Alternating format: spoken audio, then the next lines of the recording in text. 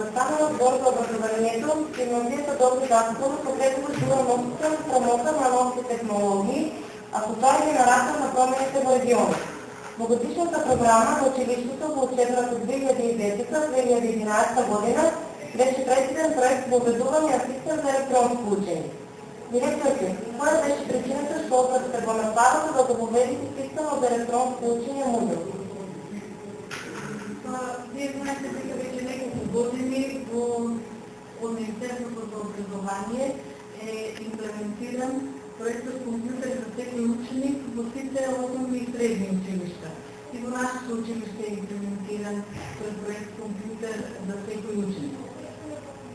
Сметавме овде со стручните служби дека за да биде тој проект компјутер за секој ученик по-ефикасен и за да бидат по-ефективни резултатите от таа имплементација, дека е потребно да имаат наставниците континуирана компјутерска едукација и во функција на таа континуирана компјутерска едукација која што ја практикуваме ние сите овие години додека постои проектот компјутер за секој ученик, оваа година сметавме дека и со оваа новина, обетувањето на системот за електронско учење Moodle, сепак и таа алатка ќе доведе да овој проект стане по-ефикасен и по-ефективен и да бидат резултатите од него. Колку наставниците и учениците во гимназијата се подготвени да ги присутат промените во наставата и активно да се вклучат во креирањето на електронското општество? Ние овој проект во гимназијата не го доведовме да биде, тој задолжителен за сите наставници. Од минатата година го предложивме како една обука за наставниците и наставниците сами се избраат произволно, значи не задолжително. Това беше прифатено од професори ентузијасти кои сакаат оваа алатка да ја изучат и да допринесат во квалитетот на изградувањето на собствената настава. Првата година 12 наставници се обучи од различни предмети, потоа тие во разговор со останатите наставници ги пренесеа своите искуства, па и оваа година уште 15 нови наставници ќе изучија оваа школа. Значи обуката не е задолжителна, користењето не е. И користењето не е задолжително. Минатата година беа заради ограниченоста на системот, ограниченоста на ресурсите на системот, беа опфатени околу 250 ученици, а оваа година со поддршката на Университетот Божи почти сите ученици кои што сакаат, кои што наставникот им предложил користењето на Moodle можат да го користат. Значи паралелно со опитите на наставничкиот кадар се вклучуваат учениците во овој проект. Да. Дали овој систем може да најде пример во сите наставни предмети и на сите типови учатели? Може да најде. Значи во сите наставни предмети може да најде во проектните активности, примена, може да најде како дополнителна додатна настава, значи на сите видови. Директорке, кои се предностите на ваквиот тип на настава? Предности има многу за ваквиот тип на ние ги предочивме неколку елемента. Ова е затворен систем на комуникација помеѓу наставникот и ученикот. Наставникот може да ги остави на таа платформа сите своји предавања, сите своји текстови подготовки, што ги прави за својот предмет. Може да го следи ученикот кога ги отвара тие предавања што ги поставили или презентации, може колку го следи курсот, колку е интензитетот или честотата на отварање на тие, може да подготви со помош на овој систем да подготви тест на знаење и ученикот само користејќи го тој тест веднаш да го види резултатот од тестот. Може во зависност од креативноста на наставникот да ги искористи можностите на овој систем за електронско учење Moodle за да ги мотивира учениците за работа. Дел от учениците, които ще го користат, дел от учениците ще го користат, ще съм разговарял, може би не сме го изевалуирали цялото користане на по-големо примери от ученици, с тях съм разговаряла. Смятам дека ова е добро, дека има мотивирање. Значи дел от времето што го поминуват на компјутер, ќе се закачат на оваква форма и од дома, не само од училиштето, но и од дома. Може да ги користим, може да трябва да работата и на обучението. А дали родителът може да ги следи активностите на своето дете или неговите ученици преко система? Има таква можност. Има таква можност. И родител за некој начин го контролира напредокот на своето дете, па сите заинтересирани родители може да. А дали наставата е подобрена со користењето на овој систем за електронско учење Moodle? Смятам дека секоја оваква новина што представува еден квалитет повеќе и во овие современи текови казалување на технологија, неминуно е познавањето и на вакви техники и облагородувањето на секој наставен предмет. Лектор, кои се резултатите и искуството од реализацијата на проект? Ако ви кажа потпуна евалуација, че со сите параметри немаме се уште направени стручните служби, тоа се само индивидуалните разговори со професорите кои што го користат системот, ќе имат неограничена подршка од професорите по информатика за користење на платформата и од некои задоволни ученици. Мислам дека во периодот што следува овие 2 години е период што се имплементира овој проект кај нас, ќе направиме целосна евалуација, па би можело тоа да ве информирам за резултатите. Сега сметам дека е добра алатка за повремено користење во секој наставен предмет, колку наставниците се подготвени тоа да го користат. Слушната служба ја има целосната подршка. Спомнете дека овој систем е помоден, како експериментално и креативно, на креативен начин и не е задължителен, а дали смятате дека е потребно да биде задължителен за сите типови на класови и за сите професори и учени? Сега, јас кога тргнав да се значи кога одлучивме да се користи овој систем за електронско учење, сметав дека на професорите некако им е повеќе одбивност на промените, кога е нешто задолжително и мора да се исполни во определен временски период и за определено време. Сметам дека промените, какви и да се, што за реформи во образованието, треба да имаат добар подготвителен период, значи добро да се објасне што се бенефитите од тој проект, да им стане својствено на наставниците и да го прети потоа да го користат. Мислам дека подготвителниот период во нашето училиште што го направихме вака не задолжително, че било би ако потоа стане овој систем Moodle задолжително, полесно да ги прифатат.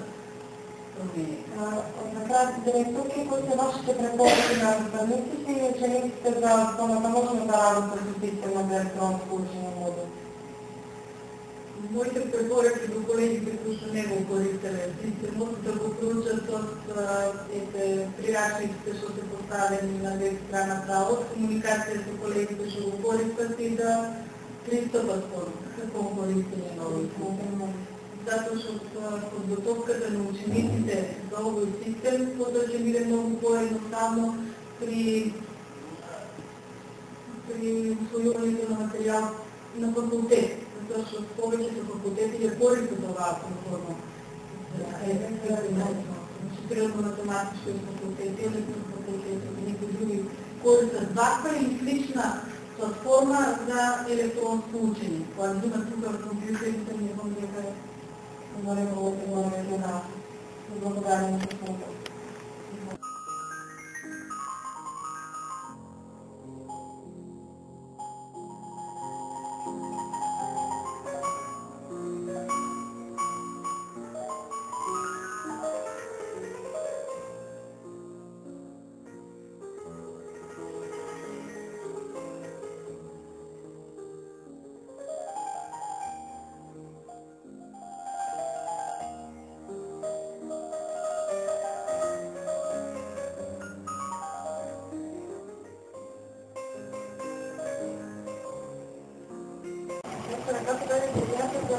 информация на система за електронско учение? По време на моето студиране, система за електронско учение отворихте и моите колеги на факултет. Оттamo увидох кои подобности и различни системи, и колко улеснява учението, и не само учението, но и комуникацията помежду студентът и професора. Системата Moodle включва се предвидена като един простор, където студентите, заедно с своите отговорни професори, комуникират на един по-висок начин, видя, че системата е поставен на отделен сервер на интернет и е достъпен 24/7. Това значи дека кога одреден наставник ще се поставя одредена презентация на този систем, тази презентация може да я проследят с ученици. Затова во работите во училище забележат дека недостатъчно един такъв систем, който ще обложи поставуване на вече направените материали на одреден простор, да тези материали по-досна да можат да бидат като прво складирани за наредните години, исто така и кои да бидат пристъпни за време час. Вие като професор в гимназията Добри Даскалов активно користите систем за електронско учение Moodle. Колко от систем го лесна въпросът на учение и коя модулна системности користите вие във вашата настава? Аз използвам овој систем на учење 2 учебни години, минатата учебна година и ова. И не само што го леснува начинот на учење, што го прави многу интересно. Учениците, благодарение на Moodle, многу повеќе активно учествуваат во наставата, активно учат по предметот информатика, затоа што имаат многу домашни задачи, кога се дома може да внимаваат што се случува на системот, а јас пак имам голема контрола на нивното учење. Дали вие при този систем има по-голема мотивация за работа? Много по-голема мотивация. Дали тази комуникация помежду професор и ученик е сега на по-високо ниво, казвате дека имате контрола, и дали комуникацията остана да изкренена? Овде начинот на комуникација е малку поинаку. Значи, јас им поставувам на учениците секогаш задача, им поставувам секогаш информација, они секогаш се информирани што треба да направат. Значи, во секое време, тогаш кога се они расположени за учење, тогаш следнуваат да учат, а не кога мора. Например, знаеме дека учениците сакаат навечер касно да учат, и тогаш наместо да седат на Facebook, може толкова на Moodle. И што се случува? Јас им поставувам материјали, лекција што ја нема. Им поставувам линкови на веб страници каде што можат да најдат слики или да најдат од материјалот тоа што треба. Или пак барам од нивна активност. Активноста може да биде да постават задачи, да постават текст, да постават нешто, своје размислување. Многу често имаме комуникација да кажат како размислуваат тие за некоја тема. Така да многу интересен. Начинот на комуникација, начинот на работа во Moodle е многу интересен. Активноста на учениците е многу голема, а пак и контролата од моја страна е многу голема. Ги контролирам учениците, јас Moodle дава можност да се види секој ученик во кое време, на која лекција колку внимание ја обрна. И сега не може да има наставата преку овој систем. Јас така можам да видам. Ученикот лекцијата што му е зададена, ја читал дали дента пред да има информатика, или ја читал за време на викендот, или ја читал пред тоа, колку време ја научил му требало за лекцијата, или кој материјал тој го поставува, колку време го поставува, како го нашол. Па уште повеќе, кога станува збор за тестирање, во тој случај пак го гледам ученикот колку време одговара на секое прашање, колку точно одговори и Moodle веднаш ми дава сознание за која лекција, за кои прашања учениците имаат точни одговори, за кои нема, на кој материјал треба да се обрне повеќе внимание и така ги гледам постојано активноста на учениците. Нивното знаење. По секое прашање може на Moodle да се види, па и графички да се прикажи. Учениците тоа многу сакаат да го видат. Те професор ќе покажи да видам јас кога сум бил активен и он со график гледа. Колку време анализира учениците, многу се има конкуренција и ќе постојано го користат и се не го задоволат.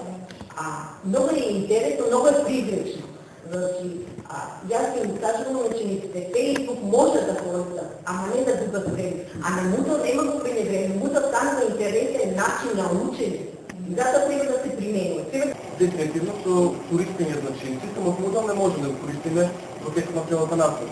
Но во одреден дел од наставата многу го подобрува квалитетот и нормално квалитетното течение на средството. Така ли модулот со присутствување на датотека, односно домашна задача, ги мотивира учениците да ги изработуваат задачите за определениот срок, за да добијат квалитетно време на крај. Мотивација се структурира на тој начин што учениците се најави на системот во одреден дел од следните веројатно може да види кои од своите ученици има веќе пратено задачи. И на тој начин се постигнува тој морал, и желба, да се да ми ја да ја направам задачата, за да може да ја пратам до предвидениот рок. Видејќи, да се помени тој предвиден рок за праќање на задачата, задачата се затвора и не задоволува. Како може да бъде создадена конкуренција? Да, мотивацијата всушност е интересна. Меѓуследно сите активности. Секој може да види од секој ученик активноста, кој што изработил, може да посетат активностите на тој ученик, опциите, можностите кои што ги пружува овој систем, проверката која што е извршена од самиот наставник, повратна информација која што добиват, роковите кои се добиват, поради тоа што системот има опции за извршените задачи, определени рок, кои определени воени, после секој. Така, за секоја задача се има определен број на воени кои што добива ученикот, се надевам дека тоа е дополнителна мотивација, поради тоа што секој освоен воен подоцна влијае на градење на неговата оценка. Така да овој систем нуди мноштво од начини како учениците да работат, податоците кои што учениците, задачите кои што ќе ги извршат учениците си стојат во архивата, може да бидат секојаш проверени од страна на наставникот, истите да бидат оценети и на крај за секоја задача, скупно сите задачи, да биде сумирана една средна оценка која што ученикот може да направи. И се надевам дека интересот и на тие учениците и тие наставници биде поголем за користење на оваа алатка. Јас кајдам најзапримено во мојот предмет и искрено многу ми помогна во обучувањето на знаење. На всички повечавци во овој систем, дали всички треба да го користат? Нема граници. Сега не е задолжително. Мислите дали да се уведе како задолжителна алатка, како задолжителна систем? Како задолжителна систем сметам дека не би требало. Меѓу тоа како задолжително да се користи како побочна алатка, да. Меѓу тоа сепак специфичноста, секој предмет, специфичноста на начинот на работа и секој наставник не дозволува цело време да се работи на пат на Moodle, меѓу тоа е многу добра алатка која што може да возможи обучување на знаењето, на активностите, на достигнувањето на учениците со помош на користењето на Moodle или на електронско учење. Поради тоа што кажав, уште еднаш и ќе повторам, сето наше сметаме дека во наставата е свршено, сето наше сметаме дека може да даде поголем допринос или макар и нешто незаложително кое што учениците може да го видат да подобруваше своето знаење и да заслужува да работиме од дома, а не само од училиште. До најкористени?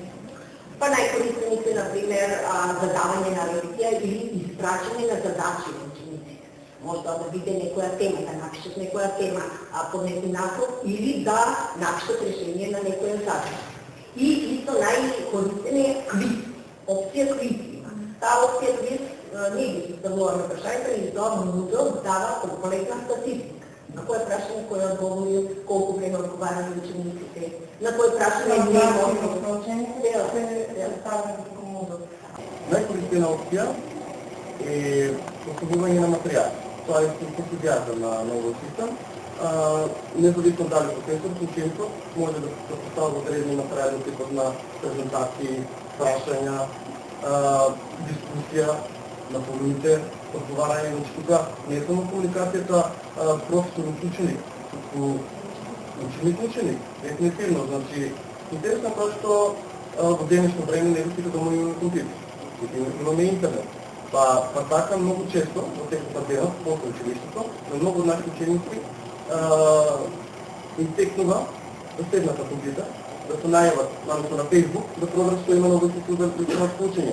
Целата е тоа што со самото најавување на системот и веднаш може да забележат дали има поставена нова презентација, дали има форум некоја нова дискусија, секако во концепт на темата кој се работува за време на презентација. Првиот главен модул е поставување на презентација. Потоа, дискусијата е многу важна, значи втор модул, користен форуми, дискусија за ученото или на повестување што се учење понатаму. Исто така едно најинтересните опции кои што големува мотивацијата за учените учениците представување на домашните задачи. Тоа значи во одреден период од неделата јас сум поставил конкретна задача која што се има свој рок на траење и учениците, дали за време на часот или после дома, можат да изработат задачата, да ја постават на модел и многу лесно јас да можам да дадем им одговор. На този начин вие достигнавате достатъчната наставна за училище. Да, бидејќи за време од еден час невозможно е да видам дали сите ученици имат изработено нещо. Затоа обично се договарам с учениците, докато нещо не е направено за време на часот, да не остане сумка, да забравим за наредния час, туку им кажувам тие заправениот материјал, да го постават во система, а потоа допълнително да го провериме за време на активно учење. Тук спаѓаат форуми, дискусии, најразлични квизови кои што се представени како тестови и прикачување на датотеки. Има и други, меѓутоа овие четите за најкористените и оние кои што дават најголем резултат по активната настава. Тоа се допълнува пластичната настава. Да, пластичната настава е да јас би зборувал конкретно за мојот предмет, музичко уметност, предмет кој што не е ваша класична настава, туку настава кој што дава посебна интеракција. Меѓутоа со новините, со податоците кои што ги има на интернет, а исто преку модел што може да биде сето проверено. Датотеки, изучи прикачување на датотеки, новини, интересни композиции, слушно кои што може да бидат пласирани учениците со помош на модел, значи може да биде полесен пристап до информација. Со овој систем модул се креира простор за ученици и дали вие пред овој простор може да се заштитите, дали може да се заштити курсот и да има пристап само оние кои се запишани. Само оние учениците се запишани на този. Вече споменавте курс. Секој наставник ќе прави таков одреден простор, курс, со име на свој предмет. Тој курс може да го заштити со ложинка, која што ќе биде побарана при првото најавување на учениците на курс, бидејќи може над трето лице да не се регистрира на система и да побара во одреден предмет, например предмет информатика. И сега јас го креирам тој дел, каде што се работувам со учениците, поставувам одреден прашање кој што треба да се одговори, нели, клуч за запис всушност, кој што учениците им е побарано да го напишат во внесат при првото најавување, така да на горечни лица не може да не влезат и да гледат што работиме ние и кој се случило. Активен на некој курс, тогаш добива клуч на курсот, се вклучува и се активира. А може ли му да се постави курс, кој што може да го гледа сите ништо, тој нема да биде од опција на оценување. Затоа што пак од друга страна не може секој ученик да знае и да гледа колку другиот одговорен или која оценка е. А така дома може да му покаже на своите родители што изработил тој и може и они да погледнат да видат. Курсовите е доставно предметот кој што ги зачуваме. И во зависност од каква година кој предмет е кај што кажа физичко уметност прва, втора година, се криват курсови и се застапени сите ученици кои што ја постигнат наставата во тој предмет. Затоа што секој ученик може да биде да добие пристап, меѓутоа ако го излучи во предмет. Така да пристапот е и ограничен и може да се пријави само тој кој што добие този мојот предмет. Колку спомнате дека на факултета имаше комуникација со повеќе студенти ден. Колку овде крајната гимназијата со овој систем издигна комуникацијата, дали се издигна на повеќе ниво, повеќе простори ученици? Типа комуникацията се издигна на първистото ниво и сега. Концептът на високо образование и средно образование е малко различен, поради това, защото ние задължително си доайджаме на един часови КПД, но, вижте казвам, за време от един час не е можно да си грабати некоя си по-голема вежба, като това е по-тъжко от политиката. Дали са обясните да имате по-голема контрол върху активността на учениците? Това как се размастваме? Да, системът модул нуди проверка на активност. Така да останете с една опция, където може да се види активността на ученик, колко той бил активен на модул, колко дневно, недавно, месечно има легенда на после на самия софтуер, значи колко е ученикът активен, колко партията на някой и колко време след това прави. Така да всички активности се забележени, всички активности това после водата, край водата. Да, значи контрола няма по-ясно, самите ученици. Има модул, значи един интересен модул, учетници. Този модул учетници ни приказва кои ученици, макар и професори, се членови на този курс и там може да се види какво колко са наяли. Това така в отредени периоди, и аз можем да забележам, кои учениците точно така, които се един става, дали са наяли на система, да я превземи и преведа презентацията, която е работена за време началото или не. И накрая, вие професор, що ви препоръчвам на канадските колеги, точно да говорите по система за електронното учение Moodle? Видите, Moodle трябва да се користи по всичките предмети, по всичките активности, по проектни активности, порека наблего макар.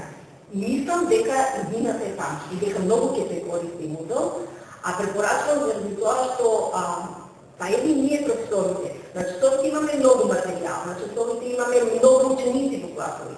И ние не можем толкова поединечно да им дискутираме, да им кажуваме на учениците. А до Moodle, аз навечер или после часовите или на отмор, можем да седнем и на всеки ученик да му напишем. Таа оценка, що трябва да научи повече, що да допълни, може да всеки ученик да ми додаде допълнителен материал. Moodle се допълнува тази практична наука. Да, се допълнува и мислям дека настава се станва много по-интересно. По всичките предмети би било много по-интересно да се користи Moodle. Нещо това да се користи по прав смисъл на словото, не само квиз или има различни варианти.